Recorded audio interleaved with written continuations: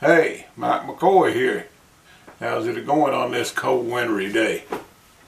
Snow's blowing here. It looks cold outside and it is cold. We went to the grocery store and to the bank a while ago, and that's about as far out as we've got. And I wasn't even going to the grocery store. There's so many people around here got the flu. I don't want to do that. But today I thought I'd talk about the timber industry in general.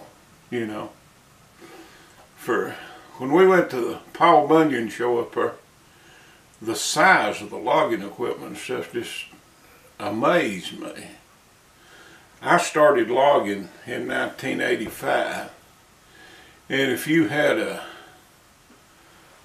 anywhere from a 440 to a 640 skidder, is it 640 or 645? Whatever, you know what I'm talking about.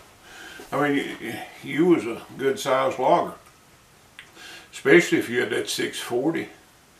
And about as big a dozer as you seen in the woods was a little 450 John Deere, or International had a 8.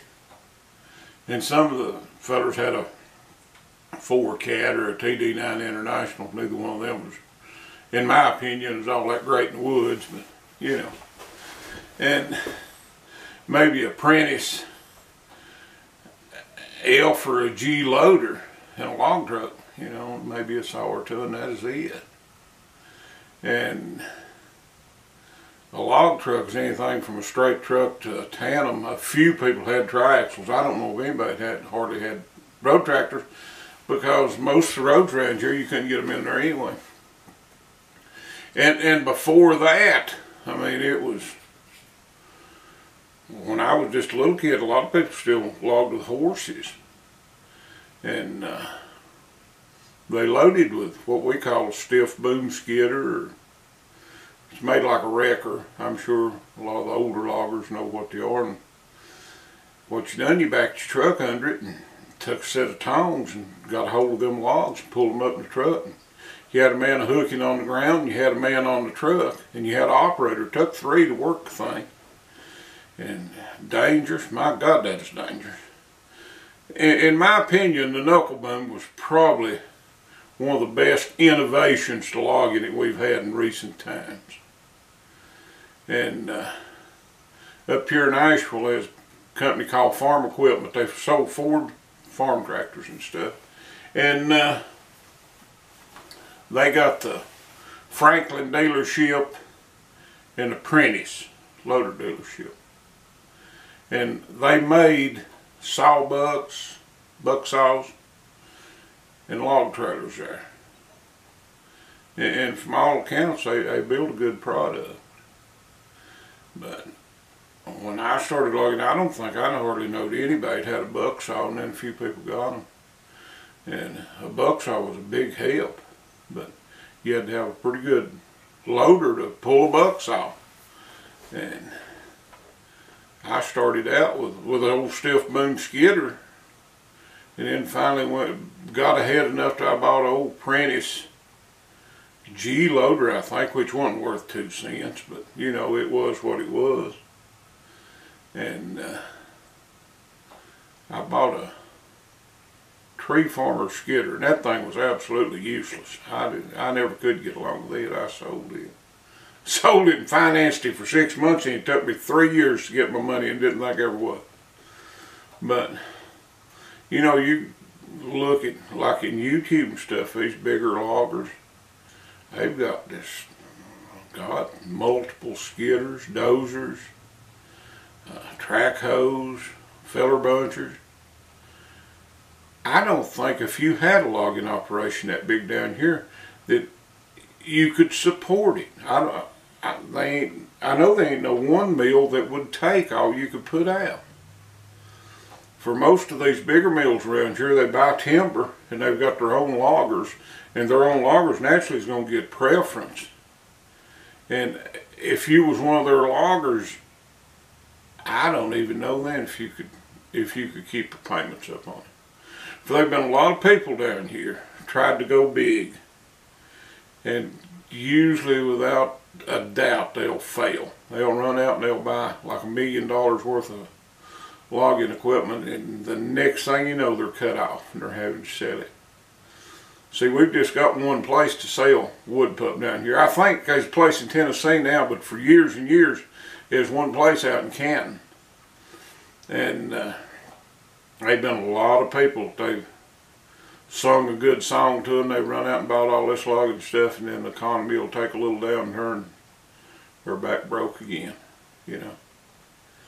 And I don't see how all this mechanized stuff will work down here.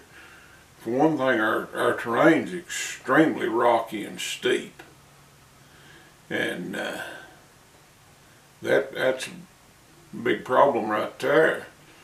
And just to be able to deal with the quantity of logs that you would have to, I don't know how you could do it.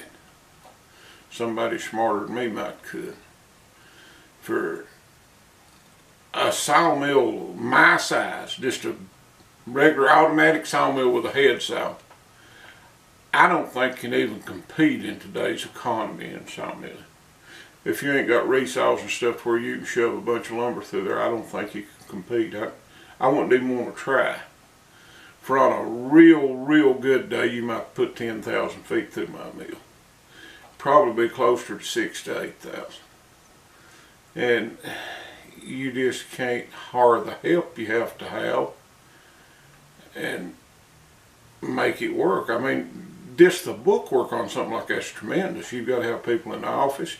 You've got to keep up with these folks' time. You've got to, you know, somebody to keep up with all the bookwork. And that takes at least one or two.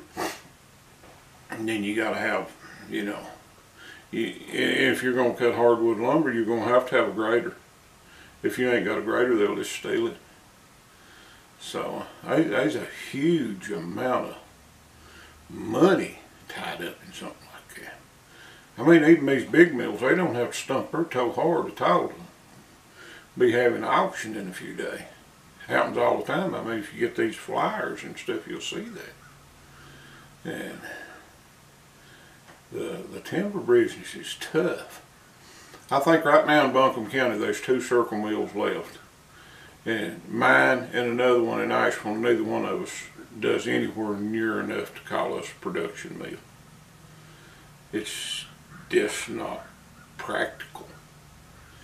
There's a couple big mills over in Burnsville, both of them's band mills, and they put out a lot of lumber. They cut somewhere between 50 and 100,000 feet a day, each one of them. And then there's another big little place called Woodlawn on toward Marion there. And that had the name of being the most modern mill in this area. The rumor was the guy bought it and put $4 million in it, and then turned around and borrowed another $18 million and put in it. And then when the economy tanked in 2008, he lost it. And I think it's went through 3 owners since then. You know, it's all well and good to have all this mechanization and big equipment, but all that comes with a price tag. When you start talking millions of dollars, just the interest alone on that could be devastating. If you got to keep in mind, if you're working on borrowed money, and most people do, you're not only making your living, you're making that man down at the bank's living too.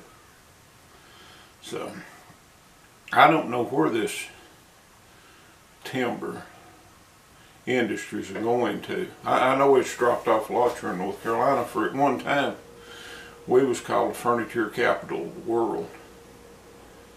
And I know of one furniture mill within 75 miles of here. Ethan Allen's got a place down in Old Fort. And that's the only one I know of. There may be some more that I don't, but that's the only one that I know of personally. And back when I started sawing, there was Ethan Allen, Andrex. Oh gosh, there was a bunch of them here just in Buncombe County. Blaylock, they're all gone. They're one of them. And I think the only real good markets now is overseas, and I tried them.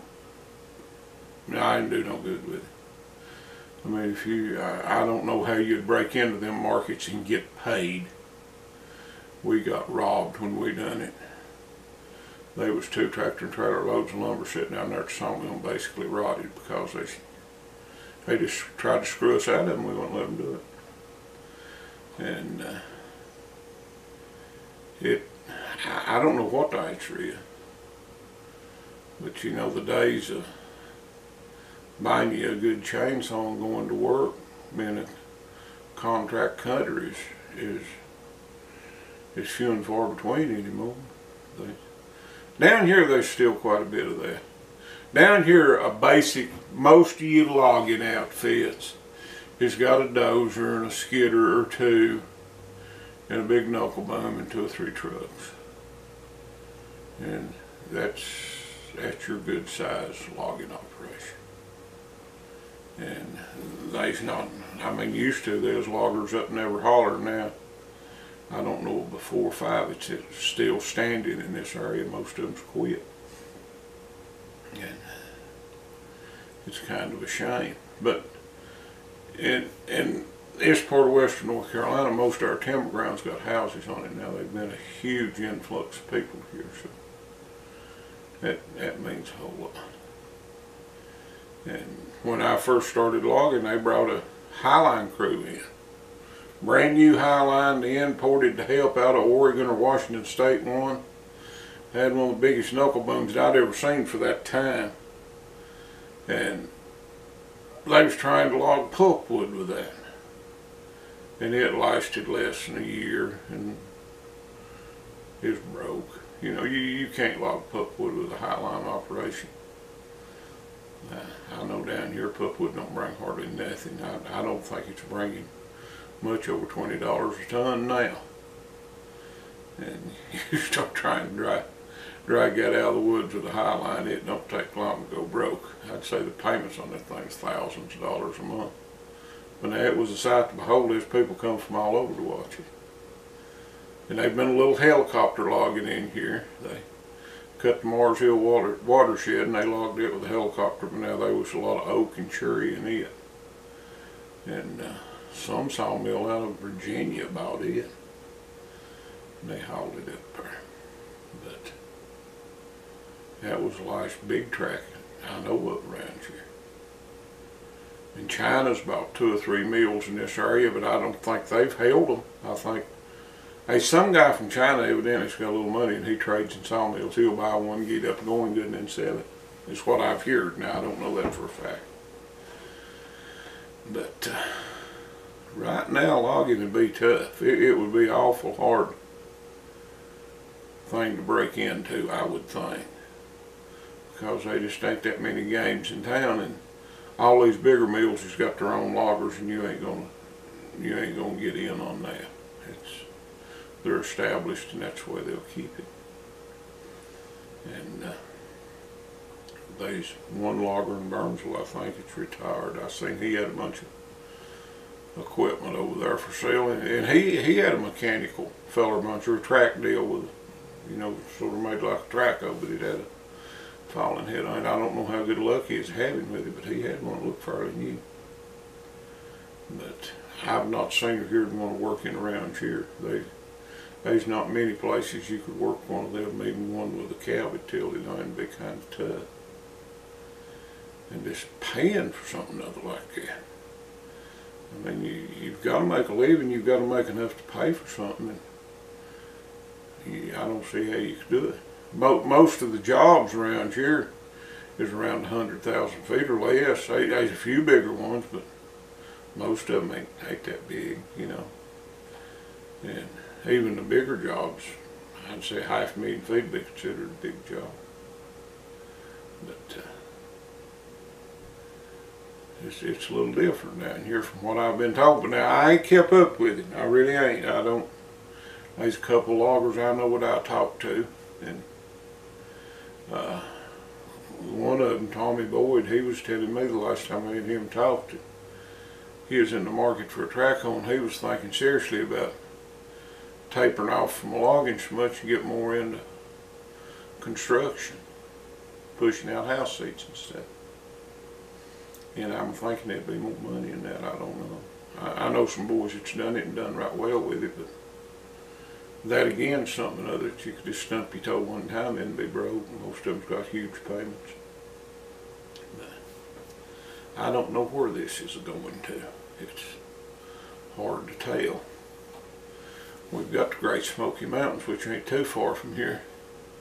And I've often wondered if some politician will come up with some way of cutting that, for they would be billions of board feet come out of that thing if they decided to cut it. And I'm sure they will. One of these days somebody will figure out how. And it's due, you know. These trees in there is just whoppers. But I don't know the way the tree huggers and stuff is. It'd be hard to get it done, I'd say. But and I mean, where would you sell it at if you could do it? You'd have to ship it all to China and stuff. And you know, like the price of lumber and stuff. Well, it ain't went up much in the last 20 years. In 1997, I was selling white pine this face. I could cut it for 50 cents a foot. And I doubt you could get much more than that, if that, for it now. I get a little bit more than that because I just sell, you know, to the public and stuff, and I charge a little bit more for it. But if I was on a production deal like I was selling at the Drexel, I seriously doubt you get over 50 cents a foot for it. And I sold some black oak logs back in 97 or 98 for 80 cents a foot to a mill down in Tennessee, and I seriously doubt you could get that much for a black oak now. You know. The prices just ain't there. And I mean, look how much diesel fuel is compared to what it was in 97. And I don't know what workers' compensation rates is, but I'm sure they're high.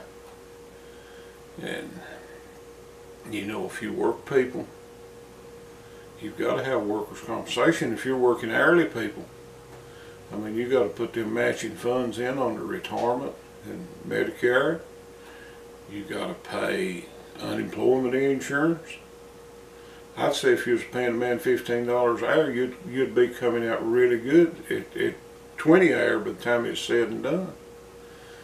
And if he was a timber cutter, I doubt you could do that, for the workers' compensation rates would probably be higher. But I know it was back when I had it, if you're running a mill, you can combine the logging and the mill and get a little bit better rate.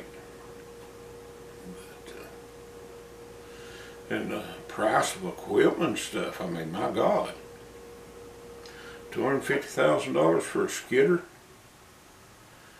You'd have to know what you was doing to get something like that and get it to pay for itself.